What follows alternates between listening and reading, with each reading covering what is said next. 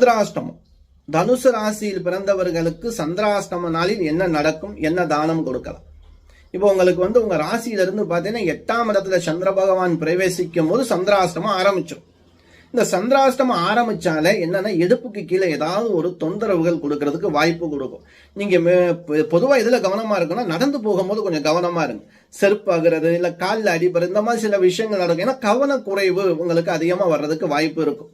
பதட்டங்கள் இல்லாம நிதானமாக பொறுமையாக இருந்தாலே போதுமான விஷயம். சந்திராஷ்டமம் பார்க்கக்கூடியவங்களுக்கு, பார்க்காதவங்களுக்கு எதுவும் கவலை இல்லை. அவங்க வாட்டில் அவங்க வேலையை பார்த்துட்டே இருப்பாங்க. எது நடந்தாலும் சரின்னு சொல்லி போயிட்டே இருப்பாங்க.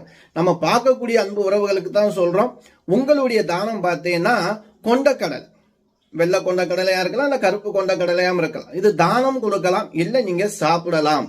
இப்படி சந்திராஷ்டம நாள்ல இந்த தானமோ இல்ல சாப்பிடுவதோ இந்த முக்கியமான விஷயத்தை நம்ம செஞ்சுட்டு அந்த நாள் பயணம் செஞ்சோம் அப்படின்னா அந்த பயணம், அதாவது சந்திராஷ்டமத்தில் உள்ள பயணம் நமக்கு 100% வெற்றி தரும். இதனால மனக்கவலைப்பட்டுக்கிட்டு சோர்வாக தேவையில்லை. முயற்சி பண்ணுங்க. சந்திராஷ்டமத்துல ஒரு காரியத்தை முயற்சி பண்ணுங்க. நம்ம சொன்ன அந்த பரிகாரங்களை எளிமையா செஞ்சுட்டு பண்ணுங்க, நல்லதே நடக்கும்.